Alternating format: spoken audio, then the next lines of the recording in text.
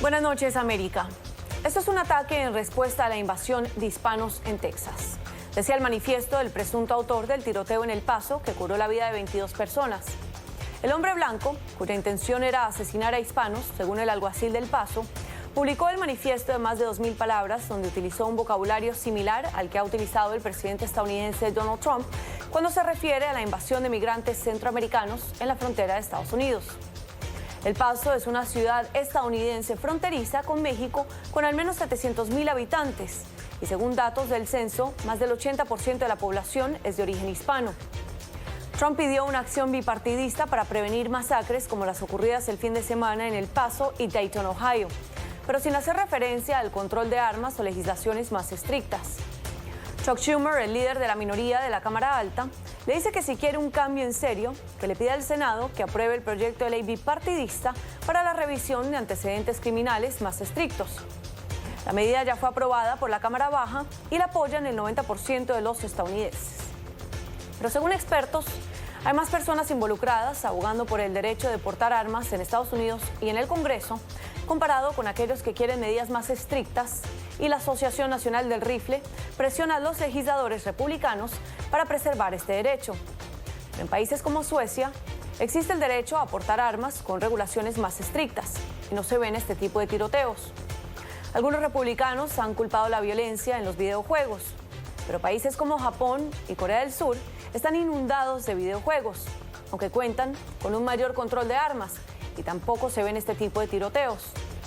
La Unión Americana tiene una tasa de homicidios 7 veces más alta que aquella de otros países ricos, porque otros países, justo después de tiroteos masivos, responden con regulaciones.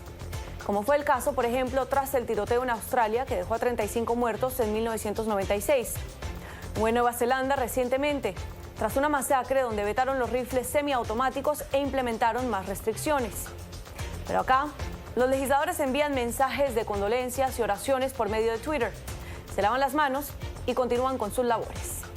Son las 8 en Bogotá, Lima y Quito, las 9 en la costa este de Estados Unidos y Santiago de Chile, las 10 en Buenos Aires. Les saluda Emiliana Molina hoy en sustitución de Gustavo Legret y esto es Cuestión de Poder. Bienvenidos. Hoy en el programa, tiroteos masivos en Estados Unidos. ¿Se trata de un acto de terrorismo doméstico? Asesor de seguridad de la Casa Blanca, John Bolton, confirmó asistencia a la llamada Conferencia Internacional por la Democracia en Venezuela que se llevará a cabo en Perú. Puerto Rico en crisis. A pesar de la renuncia de Rosselló, la isla enfrenta encrucijada institucional. Victory is winning for our country. Hoy comienza un cambio de régimen político. Desde nuestros estudios en Washington, la opinión, el análisis y las voces que nos ayudan a comprender nuestro mundo. Es cuestión de querer, es cuestión de poder. Según la revista The Economist, entre 2010 y 2017, Estados Unidos sufrió 2,4 veces más ataques a manos de supremacistas blancos que ataques de yihadistas. Desde septiembre del 2001, extremistas blancos han sido responsables por el 73% de violencia fatal del total de incidentes extremistas. Plataformas digitales les facilitan la labor a los autores de tiroteos para sembrar su mensaje. En 2016, durante las elecciones presidenciales, aumentaron los crímenes de odio, mientras que en 2017 vimos un aumento del 17% de este tipo de crímenes comparado con el año anterior. Esto según cifras del FBI. En su mayoría, todos estos crímenes de odio son por raza, la religión o la etnia de una persona. Pero expertos dicen que los crímenes de odio tienden a aumentar en los años electorales. Entonces, ¿en realidad se le puede atribuir esto a la retórica del Ejecutivo? Ahí tienen los números en pantalla. En 2016 vimos alrededor de 6.000 crímenes de odio. En 2017 unos 7.000. Las fuentes son el FBI. Las motivaciones son, como les mencionaba, la raza, la etnia o la religión de una persona, también la orientación sexual con el 15,9% y la identidad de género con el 1,7%. John Bolton y Wilbur Ross estarán en la reunión en Lima, bautizada como Conferencia Internacional por la Democracia en Venezuela, mientras que Rusia, Cuba y Turquía rechazaron la invitación de Perú para asistir. El encuentro se celebrará el 6 de agosto. El canciller peruano informó el pasado 3 de julio que su gobierno había invitado a 100 países y al Vaticano para que participaran en una cumbre destinada a encontrar una solución para la crisis política. Pero no fueron invitados ni representantes de Guaidó ni representantes de Nicolás Maduro. Para hablar sobre este tema nos acompaña Gesell Tobías, él es periodista en Voice of America desde Lima, Perú. Gesell, bienvenido y gracias por acompañarnos. Cuéntenos, la estrategia de parte de Estados Unidos de enviar a Wilbur Ross y a John Bolton forma parte de la presión que intenta aplicar la Unión Americana al Grupo de Lima. Muchísimas gracias. Efectivamente, sin ninguna duda, es presión no solo para el Grupo de Lima, pero también para el gobierno en disputa de Nicolás Maduro. Hace unas horas atrás, esta tarde, estuvimos presentes en una conferencia de prensa informal, on the record, pero que no podíamos grabar, pero en donde nos sentamos en una mesa redonda, un grupo de periodistas de distintas agencias con, como tú lo decías, el John Bolton, uno de los enviados de Estados Unidos, específicamente el asesor de seguridad de la Casa Blanca, y él nos explicaba que, aunque no nos dio detalles, que el día de mañana él en su discurso incluirá una nueva lista, según él lo mencionó, de acciones concretas que pondrían nuevamente más presión al gobierno en disputa de Nicolás Maduro. Por su parte también está, como tú muy bien lo apuntabas, el secretario de Comercio de Estados Unidos, Wilbur Ross. Él también ofrecerá un discurso en donde él busca hablar del futuro de Venezuela. ¿Qué ocurrirá cuando, según Estados Unidos, Nicolás Maduro se vaya del poder, deje el poder? ¿Cómo se va a hacer para reactivar la economía de Venezuela, para crear nueva inversión en Venezuela, para atraer la inversión extranjera a Venezuela, para reactivar el petróleo en Venezuela? Esta serie de preguntas son las que Wilbur Ross contestará aparentemente el día de mañana. Por lo tanto, sí, el hecho de que Estados Unidos esté presente aquí en Lima pone más presión no solo al Grupo de Lima como tal, pero también al gobierno de Maduro. ¿Se espera que Estados Unidos dé a conocer los próximos pasos a seguir en esta situación? Hubo hermetismo, pero algo que nos ha dejado a todos con la curiosidad es que John Bolton dijo específicamente que iba a anunciar acciones concretas que pondrían más presión al gobierno de Nicolás Maduro. No especificó si se trata de sanciones específicas nuevamente al círculo más cercano, cada vez más cercano de Nicolás Maduro. No especificó qué tipo de sanciones, son sanciones económicas o si es que serán sanciones o qué otro tipo de acciones, porque él ni siquiera utilizó la palabra sanciones, sino más bien dijo acciones de presión. Por lo tanto, habrá que esperar hasta el día de mañana y escuchar ese discurso que él dijo que se iba a dividir en dos partes, uno el de presión y el otro de ver hacia futuro. No obstante, hay un par de cosas que quiero rescatar rápidamente, y es que Bolton dijo en primer lugar que las negociaciones que se están celebrando en Barbados actualmente entre la oposición, los miembros del gobierno de Guaidó, con los miembros del gobierno en disputa de Nicolás Maduro, no tienen un apoyo total por parte de Estados Unidos. Aseguró que si de estas negociaciones resulta un acuerdo electoral en donde Maduro está en la papeleta, Estados Unidos no lo va a apoyar de ninguna manera. Y también recordó al presidente en disputa, Nicolás Maduro, que actualmente es el momento para que él deje el poder, porque hay una ley de amnistía que aprobó la Asamblea Nacional que le permitiría a Nicolás Maduro salir de Venezuela, irse a cualquier sitio. Incluso él mencionó que Maduro podría irse a una isla y Estados Unidos no lo iba a buscar, no lo iba a perseguir, no iba a tomar acciones retaliatorias en contra de Maduro, pero que si rehusaba salir del poder, entonces en realidad podría ir a parar a una isla no muy deseable, y especificó que podría ser Guantánamo.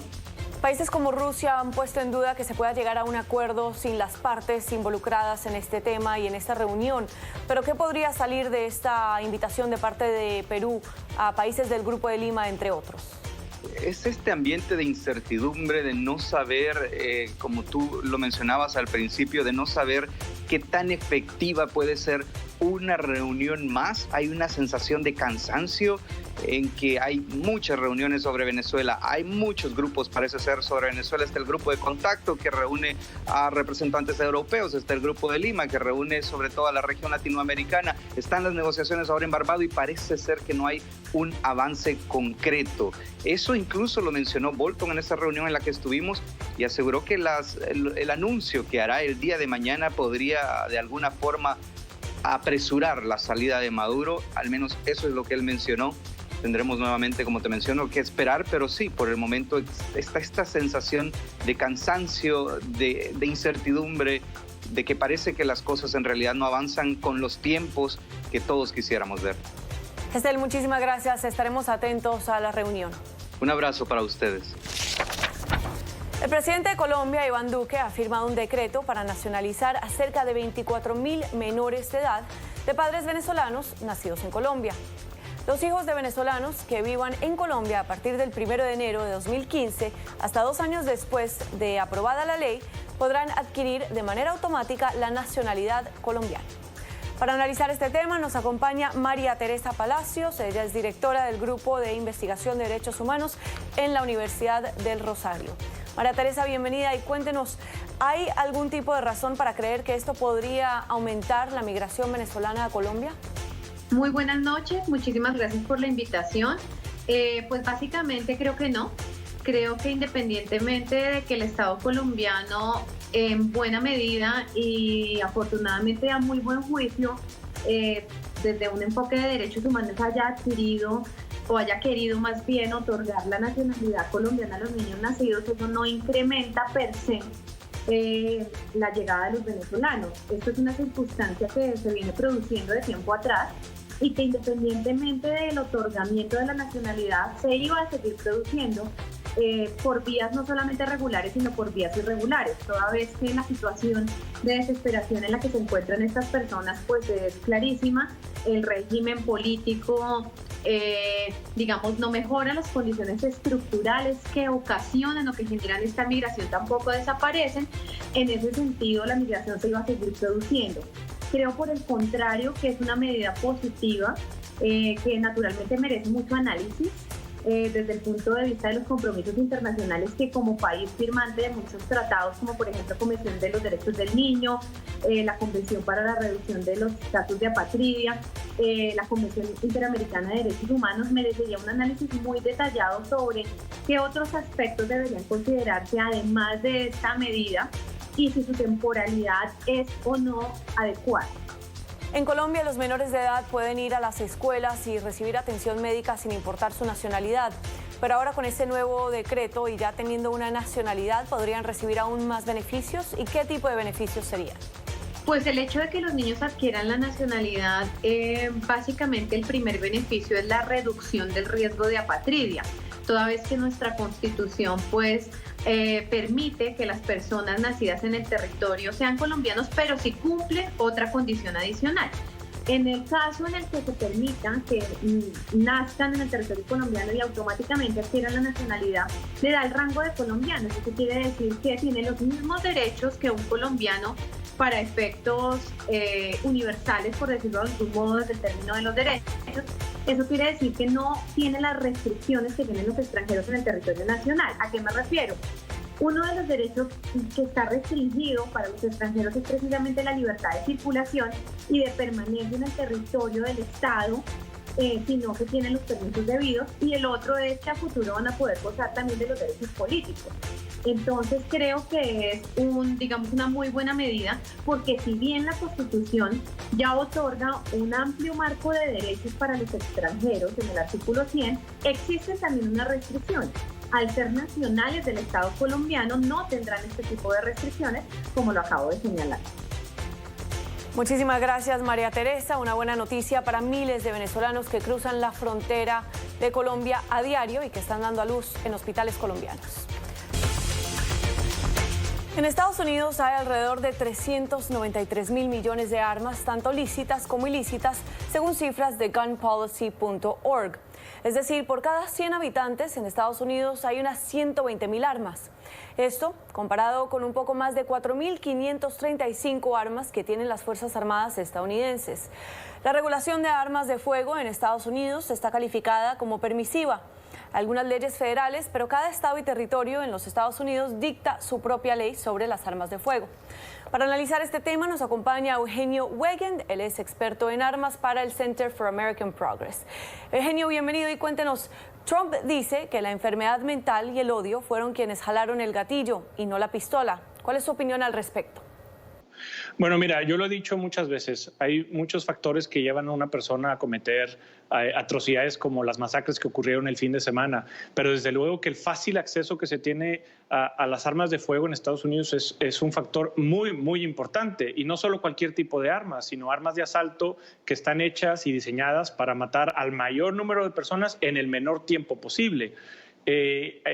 En este caso se juntó un problema de racismo y de discriminación contra los migrantes con el fácil acceso que se tiene a las armas de fuego. En el tema de la salud mental, a mí no me queda claro exactamente a qué se refieren los republicanos cuando hablan de temas de salud mental. Por otro lado, hay gente que dice que las personas que sufren verdaderamente de problemas mentales tienden a ser las víctimas de la violencia y no los que perpetúan los actos violentos. En este caso, me parece que ya se van acumulando mucho los incidentes de tiroteos masivos. Ya se tiene que hacer algo al respecto con la regulación de armas de asalto y la regulación de las ventas de las mismas. Eugenio, ¿a qué se refiere cuando dice que son las víctimas las que sufren de salud mental y no los autores de los tiroteos? Sí, mira, hay un estudio de estudios del Coalition to Stop Gun Violence donde muestran que por lo general las personas que sufren un diagnóstico de salud mental tienden a ser las víctimas de violencia, ya sea porque las golpean o porque las maltratan, y no las personas con diagnóstico de salud mental no son las que perpetúan este tipo de tiroteos, estrictamente hablando de un diagnóstico clínico. Me parece que aquí confunden un poco el tema de salud mental con un diagnóstico, con comportamientos sociales. En 2019 se han registrado 251 tiroteos en Estados Unidos en 215 días. ¿A qué se debe esto? Bueno, se debe a que la producción de armas en Estados Unidos se ha casi triplicado a partir del 2008 a la fecha. El número de armas importadas de otros países hacia Estados Unidos también ha aumentado. Si a eso le agregas que las regulaciones en Estados Unidos son muy permisivas, que cualquiera puede adquirir un arma de fuego sin que se le haga ningún tipo de pregunta, han contribuido no solo al aumento en los tiroteos masivos, sino han contribuido también a que la crisis asociada con armas de fuego se mantenga en este país. No hay que olvidar que 100 personas mueren al día a causa de un arma de fuego. Es decir, una combinación de muchas armas con una permisividad en las leyes, tanto federales como en muchos de los estados de la Unión Americana. Vamos a pasar a ver un video ahora del mandatario estadounidense Donald Trump en un discurso en Florida unos meses atrás preguntando cómo se detienen a los migrantes. Pero ¿cómo detienes a todas estas personas? O sea, no puedes. Disparándoles. Solo en Panhandle puedes salirte con la tuya diciendo eso. Eugenio, después de ver ese video, ¿se puede decir que el discurso del mandatario estadounidense ha tenido algún tipo de influencia en estos hechos? Desde luego que sí, no solo en el tiroteo del Paso, hemos visto otros tiroteos donde específicamente están asociados con crímenes de odio. El caso de Charleston en la Carolina, el caso de la sinagoga en Pensilvania, también son otros casos donde se combina el fácil acceso que se tiene a las armas de fuego con estas ideas racistas y con esta ideología de odio a la cual Trump sin duda ha sido partícipe y ha legitimado de alguna manera con sus discursos. Y en la forma de reírse en ese discurso a mí me queda claro que no condenó ese comentario, sino más bien lo alentó. El presidente Trump ayer habló de endurecer el control a la venta de armas e incluso sugirió casar esta legislación con una reforma migratoria. Pero ¿cuál podría ser la relación entre la venta de armas y las leyes migratorias de Estados Unidos? El presidente Trump está a fuerza tratando de meter y asociar a los migrantes con violencia cuando no es el caso. Las personas que vienen de México y de Centroamérica y de otros países por lo general vienen huyendo de la violencia de sus países y no generan violencia dentro de Estados Unidos. Inclusive hay estudios que muestran que la tasa de delitos cometidas por personas migrantes ilegales en Estados Unidos es muy, muy baja. Por el contrario, el tema de las armas está generando directamente violencia en Estados Unidos, no solo en los tiroteos masivos, sino en los homicidios que se ven al día a día, en violencia doméstica que se ven en los hogares. No hay que olvidar que cerca del 50% de las mujeres asesinadas son asesinadas por una pareja sentimental, de los cuales el 50% son cometidas con armas de fuego. Es decir, hay muchos problemas asociados con armas de fuego. Se tienen que atender ya esta problemática del gran número, del gran inventario de armas que se tiene y de las leyes permisivas. Y no se deben de mezclar temas porque me parece que no son lo mismo y no generan de ninguna manera el mismo tipo de problemas. ¿Por qué esto puede ser calificado como terrorismo y por qué se han tardado tanto los funcionarios estadounidenses en tildar este tipo de masacres como terrorismo, que son en gran cantidad perpetrados de hecho por autores blancos? Mira, no sé, es un tema que la general no me compete a mí mucho comentar al respecto, de por qué no lo han llamado en sí un acto terrorista. A mí me parece que me queda claro que son crímenes de odio y que estos van en aumento a raíz inclusive antes de la presidencia de Trump, desde que empezó a anunciar su campaña a la presidencia. Hay estudios del Southern Poverty Law que muestran que los crímenes de odio han ido en aumento. Y cuando tú combinas crímenes de odio con armas de fuego, la combinación es letal. En un estudio que hicimos nosotros en CAP, en el Center for American Progress, encontramos que del 2010 al 2016 cerca de 50,000 crímenes de odio se habían cometido con armas de fuego. Esto no quiere decir que los crímenes hayan sido letales, puede ser simplemente una amenaza con el arma de fuego, etcétera, pero son 50,000 los crímenes de odio que se cometen con armas de fuego en Estados Unidos en un periodo de 7 años. ¿Y qué ha cambiado en relación a los tiroteos anteriores? Bueno, los tiroteos ahora se han vuelto más frecuentes, ese es el problema. Hay un estudio que dice que antes del 2011 se cometían alrededor de cada 200 días y después del 2011 se cometen cada 64 días. Y este estudio es en el 2015. Habría que ampliarlo y agregar estos últimos años para ver si esa frecuencia también ha cambiado. Mi hipótesis es que sí, es que estos tiroteos se han vuelto muchísimo más frecuentes. En el 2019 llevamos cerca de 251 en cerca de 215, 217 días. Es decir, es un tiroteo masivo por día. Es mucho y estos van en aumento. Ahora, hablamos mucho de los tiroteos masivos públicos, como el que ocurrió en Walmart, como el que ocurrió en las escuelas de Parkland, en Columbine, etcétera. Pero no hay que olvidar que la mayoría de los tiroteos masivos, si definimos un tiroteo masivo como un incidente donde 4 personas reciben un impacto de bala, la mayoría ocurren en un contexto de violencia doméstica, que esto también es importante mencionar. Eugenio Weygand, experto en armas del Center for American Progress, muchísimas gracias por acompañarnos. Bueno, y ahora vamos a pasar con Rafael Bernal para analizar el lado de la política aquí en Estados Unidos y en el Congreso. ¿Qué están haciendo los demócratas y qué están haciendo los republicanos para ayudar a prevenir este tipo de tiroteos en Estados Unidos? Rafael, bienvenido. Muchas gracias.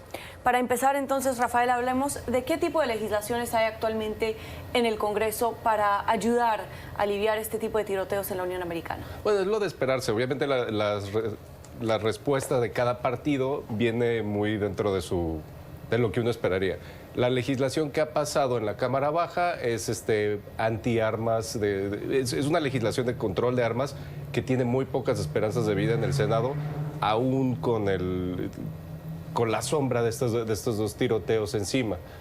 No hay realmente todavía una legislación con la respuesta de lo que dijo el presidente y han dicho los republicanos que se quieren enfocar más en el rol del Internet, el rol de los videojuegos, que se ha comprobado que no juega un gran papel, pero se quieren enfocar ahí, y en el rol de la salud mental, más que en las armas específicamente. No existe una legislación, digamos, que ya podamos decir, estos son los puntos que quieren resolver.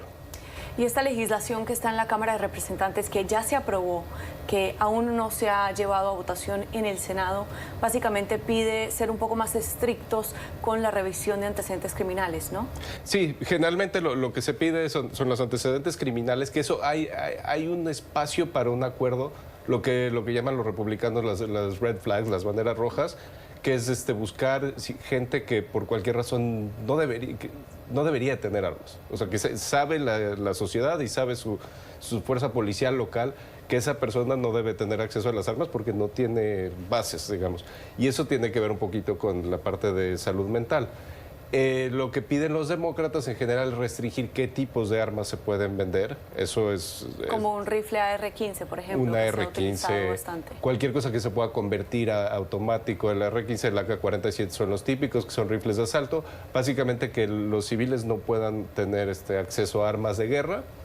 Y piden otro tipo de restricciones que para muchos donantes del Partido Republicano y para muchos conservadores y libertarios sienten que es una restricción indebida de su derecho a portar y tener armas. Rafael, y Nancy Pelosi y Chuck Schumer han dicho que Trump es víctima del lobby de la Asociación Nacional del Rifle. ¿Qué tan cierto es esto? Es una manera política de decir que Trump y la Asociación Nacional del Rifle están empujando la misma ideología. Obviamente los demócratas no reciben donaciones de campaña de la Asociación Nacional del Rifle, a menos esos dos demócratas no. Entonces, decir que es víctima, pues sí, es una buena forma de retórica, es bueno para su base, pero también quita un poco el hecho de que los republicanos y la Asociación Nacional del Rifle van de la mano porque quieren ir de la mano y porque tienen intereses en común. Y hablando de esos intereses, en realidad, ¿qué tanto poder tiene entonces la Asociación Nacional del Rifle en el Congreso, especialmente en esos republicanos? Pues amplísimo su poder. Realmente ellos tienen, se puede decir que son dueños de la segunda enmienda constitucional. Entonces tienen un poder que está constitucionalmente basado, que la Suprema Corte ha restablecido como un derecho una tras otra vez, y es un poder que es político y financiero dentro del Congreso. Tiene mucho que ver con campañas, tiene mucho que ver con que simplemente la industria armamentista es una industria fuerte en el país y el poder político que realmente depende, que tienen miembros del Congreso que se deben a la Asociación Nacional del Rifle por supuesto político. ¿Y cuál sería, por ejemplo, pues un ejemplo del poder que tiene la Asociación Nacional del Rifle, por ejemplo, en las elecciones? Bueno, las donaciones de campaña, que son unos de los donadores más amplios, no recuerdo ahorita el número exacto, pero ellos donan más que casi cualquier otro grupo y controlan más donaciones que casi cualquier otro grupo. Entonces, realmente en grandes partes del país, ellos controlan quién tiene acceso a cierto escaño o asiento. Entonces, si por ejemplo la Asociación Nacional del Rifle fuera a retirar el respaldo de algún candidato al Congreso, ¿estos podrían llegar a perder? Sí, y no solo es el respaldo financiero. O sea, si un candidato al Congreso o un congresista en funciones que viene de un lugar conservador, le quitan el respaldo, sus finanzas de campaña van a sufrir en primer lugar, y en segundo lugar, mucha de la gente que vive en esos distritos realmente cree en la misión de la Asociación Nacional del Rifle. Entonces, si ellos quitan el apoyo político, pueden realmente cambiar quién ocupa el asiento en la Cámara de Representantes. Rafael, y según encuestas, dicen que el 90% de los americanos están de acuerdo con ver medidas o legislaciones un poco más restrictas a quién pueda comprar un arma. Pero entonces, ¿cómo juegan ahí y cómo ponen sobre la balanza los legisladores este tipo de decisión? ¿O complacen al 90% de los americanos o continúan recibiendo los fondos de la Asociación Nacional del Rifle? Hemos visto un cambio en los últimos 10 años, en los últimos 5 años hemos visto 2 de los 3 incidentes de asesinato masivos más grandes de la historia, con más de 50 víctimas en Las Vegas y en Orlando. Vimos este fin de semana un caso que está ligado directamente al odio racial y que se está tratando como terrorismo doméstico. Es muy importante. Realmente se ve que hay un cambio y la gente ya empieza a ver que no ha habido una solución, digamos, dentro de las restricciones que se impusieron, que son no se puede restringir el lado armamentista, no se ha llegado a una solución. Entonces yo creo que empieza a haber un poco de desesperación hasta dentro de los conservadores que creen en su derecho a aportación de armas, pero les preocupa la situación y la incidencia recurrente de estos ataques masivos. Muchos legisladores están pidiéndole a Mitch McConnell que llame a una reunión especial en el Senado para votar sobre la ley que pide precisamente la revisión de antecedentes criminales. ¿Mitch McConnell lo hará? Es improbable porque él sabe para empezar que no va a pasar esa legislación. Es muy difícil convencer a la conferencia republicana y tampoco le quiere poner esa presión a Trump si es que pasa. Otro asunto es que Mitch McConnell, totalmente no relacionado, se acaba de romper el hombro y estaba esperando un receso de 6 semanas. Es un hombre de 77 años, tal vez no sea lo más saludable regresar con el hombro roto.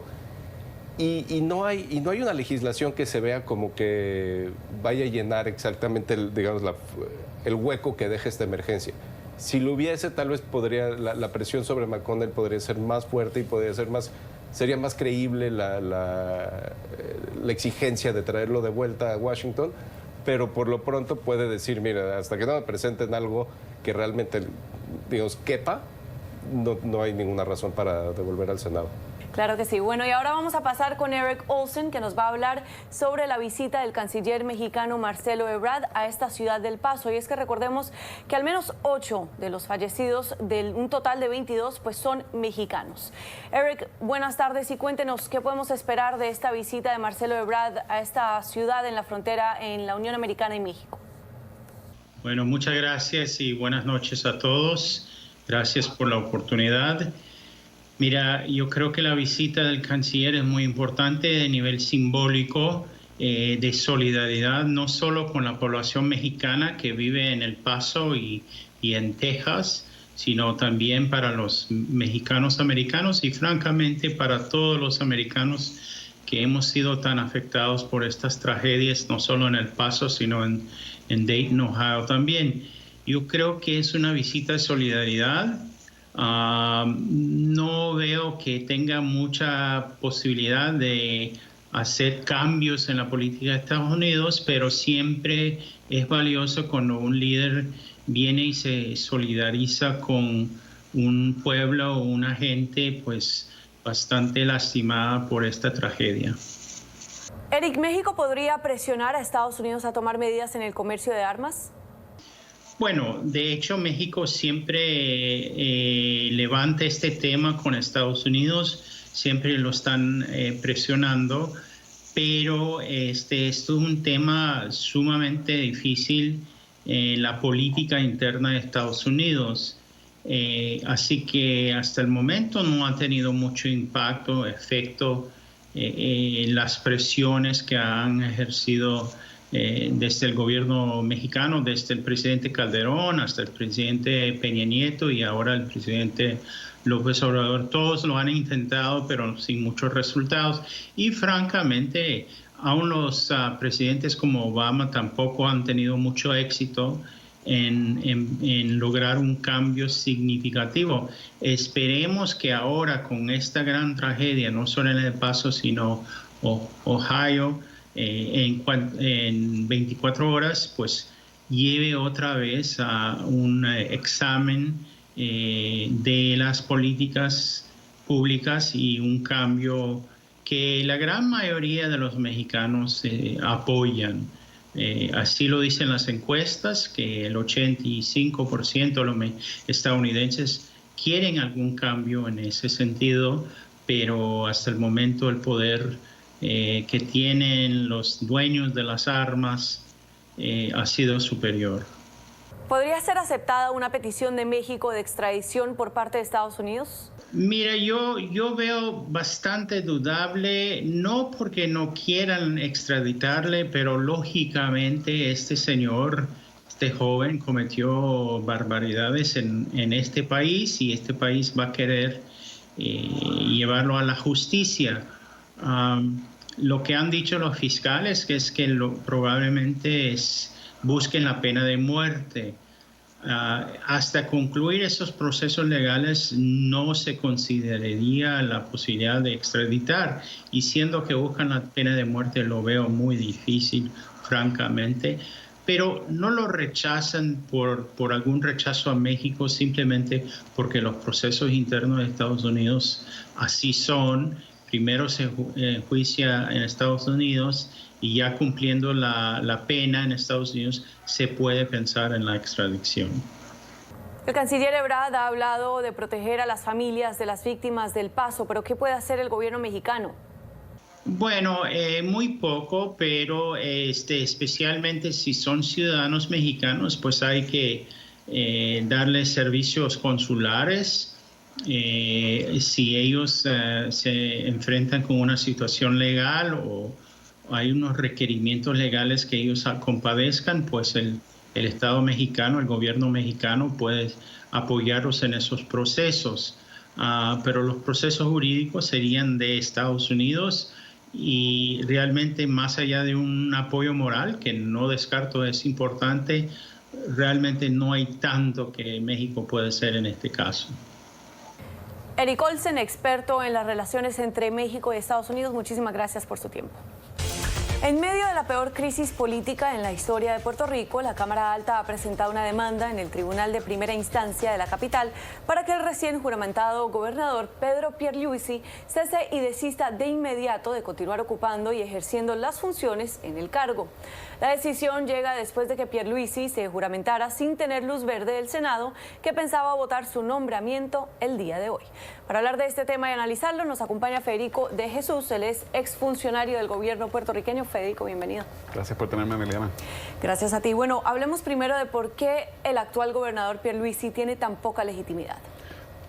Para empezar, que ningún gobernador en su posición tendría tanta legitimidad, porque él es producto de una renuncia del gobernador anterior, que sí fue electo por el pueblo, pero tuvo que renunciar por los escándalos que ya hemos discutido aquí en este programa, y son hartos conocidos. El licenciado Pierluisi fue nombrado a ser secretario de Estado, que es el segundo en mando en Puerto Rico. Esa posición estaba vacante, así que él lo nombran para llenar esa vacante y eventualmente ascender a senador. En Puerto Rico, según la Constitución, el secretario de Estado tiene que ser confirmado por Cámara y Senado. Solamente lo confirma la Cámara, y el presidente del Senado, como se vislumbraba como un posible candidato a ese escaño, decidió posponer el voto hasta luego de que el gobernador Rosselló renunciara. Entonces surge esta laguna jurídica sin precedentes, donde Pierluisi pues decidió que iba a juramentar como gobernador, y hay personas que dicen que no lo puede hacer porque nunca fue confirmado por el Senado. Hay una ley del 2005 que Pierluisi está usando para justificar su juramentación, y el problema es que él el viernes, cuando juramenta, dice que se va a someter a la votación del Senado no importa lo que pase, pero en el fin de semana se echó para atrás y ahora no sabemos si va a haber votación en el Senado y cuál es el resultado final de esta saga. Sí sabemos que el Tribunal Supremo de Puerto Rico va a ser el que tome la última decisión. Y hablando de esa ley del 2005, ¿por qué es tan controversial y qué dice? Aquí hay dos campos, dos escuelas de pensamiento. Una, la que lee la Constitución estrictamente, que dice que un secretario de Estado en propiedad es el segundo en mando después del gobernador y tiene que ser confirmado por Cámara y Senado.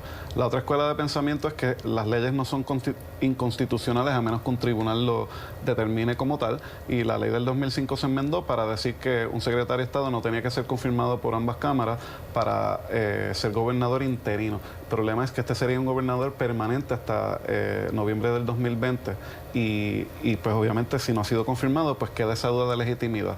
Así que pues no sabemos si ni siquiera el Senado tiene jurisdicción ahora para votar sobre un nombramiento que ya no existe, y el Tribunal Supremo es el que va a tener que decidir.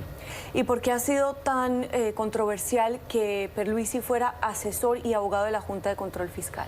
Las personas que favorecen al licenciado Pierluisi pues dicen que es una persona que fue secretario de Justicia de Puerto Rico, representó a Puerto Rico en el Congreso por 8 años, que tiene la experiencia, el bagaje, una persona decente que no ha sido acusada de actos de corrupción, pero entre sus clientes está la Junta de Control Fiscal, que la ayuda a impulsar en el Congreso, y eso es problemático por varias razones. Uno, porque es antidemocrática, porque nadie nombró a los directores de la Junta, que son los que ahora manejan las finanzas de Puerto Rico.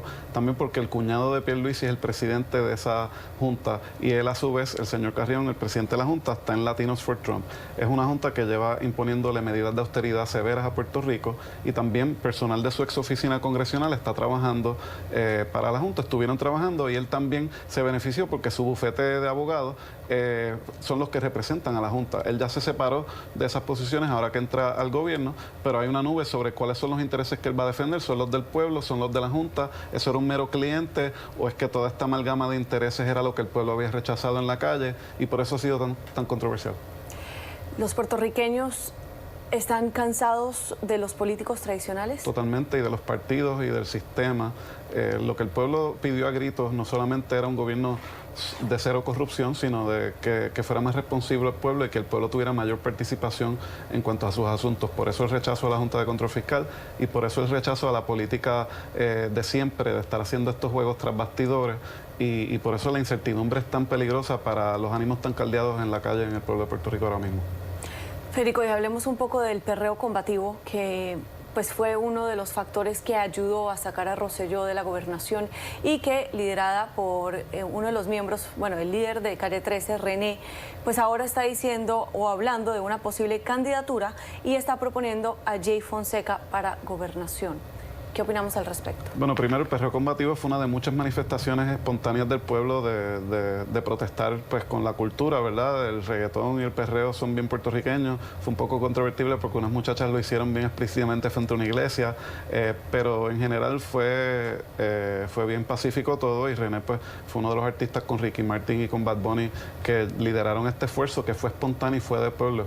Jay Fonseca no va a ser el gobernador, es un analista y él mismo lo dice, pero la gente está cansada de los partidos tradicionales y el licenciado Pierluisi, que aunque era un político tradicional, de nuevo venía con apoyo de sectores amplios de todos los partidos, una persona decente, pero de la manera en que juramentó y pues voy o no voy, me acato o no me acato al Senado, pues ha creado más nubes y lo de los conflictos de intereses también ha creado rechazo. No sabemos de qué político no tenga conflictos en Puerto Rico, ¿verdad? Pero lo importante es que se sigan las leyes y por lo menos sabemos que el Tribunal Supremo va a tomar una decisión u otra, pero sea la decisión que tome, el factor legitimidad ante el pueblo va a ser clave y él va a tener que esforzarse mucho para poder tener ese respaldo. Federico, ¿y dónde está la oposición organizada? Ese es el problema, que como la gente está cansada de los partidos tradicionales, el Partido Popular Democrático es el partido de mayor oposición, que es el partido que lleva 80 a 70 años de historia, pues se ha querido mantener un poco afuera, primero porque también hay divisiones internas si deben de apoyar a Pierluisi o si Pierluisi es más de lo mismo, y también porque si se meten mucho, pues quizás haya rechazo, porque la gente no quiere ver a los políticos ahora mismo, pero también tienen un rol de liderato.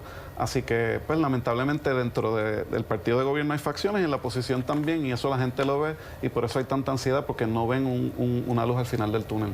Muchísimas gracias, Federico. Gracias, Miriam. Estaremos pendientes a esta crisis constitucional en Puerto Rico.